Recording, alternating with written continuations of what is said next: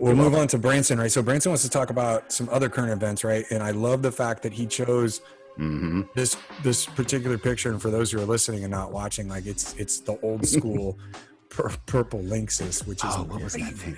WRT 54G, something like that. Yeah, I had one. You see the fact that you know that, Dan, that shows a lot about how long this thing's been around. But it also speaks to an important part of it. That when was the last time you touched one? I haven't touched a lot of people. A lot of mine's right there. He's still using these in their homes. A lot of people are still using it. But the question is, how well do you actually know that router? We've talked a lot about the change from being in the office to being at home now. And a lot of times we bolster the security on the outside of our networks. So we bolster that firewall, we worry about our switch, but at home, we're only there a few hours during the day, so we're not too worried about it. And right now it's been trucking along, but how well do you know your router? So like with everyone being home now, they've seen an increase in the understanding that most people have never upgraded the firmware on their router. Change passwords. Change passwords. Yes. I mean, little things, but really pieces of security that in a enterprise environment, it comes second nature. We're aware of it. We ask IT, we say, is anybody taking care of this? But at home, we just let it ride. So with that, there are a lot of known vulnerabilities for these devices. And I myself, when coronavirus started, I had just actually upgraded my firewall. I hadn't touched my firewall in maybe 4 or 5 years. And I just happened to move and I decided, let me upgrade this device. But the reality is many people just have what's been operating at home. But the other thing, right?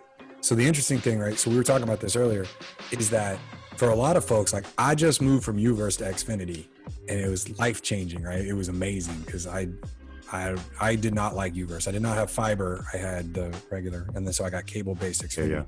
So they put in this super sweet new like home router device thing, right? Because I didn't pay to have my own stuff installed, right? Like I just had them put theirs in. And they have an app on my phone, right, that I can interface with it, and it's hot. Like I can like assign different items in my house based on IP address. I can assign them to different people. So it shows up and it's like, hey, this is a computer, or hey, this is a gaming console. And so I can put it in the right buckets and I can turn stuff on and off based on times, right? But the other part of it is like shocking to me is that like I have so much Internet of Things crap on my home network, right? That like I don't run updates on my bed. It's you know, when you've got like one of those like internet connected devices that seem like such a good idea, like if you're not like there's not a whole lot refrigerator with the TV on it. But so if you're not like focused on making sure you've got at least something that like Comcast, Xfinity, Uverse, somebody supporting, right, to make sure it's updated and up to speed. If you're running any of this stuff internally, right, or if you have your own Wi-Fi, right, if you decide not to use Xfinities and you have your own Wi-Fi set up, like, and you're not turning the defaults off, if you're not changing the administrator account and password, like just basic stuff, it's not seriously. You could like go online and find a video and do a walkthrough, right? It's super. It's not rocket science.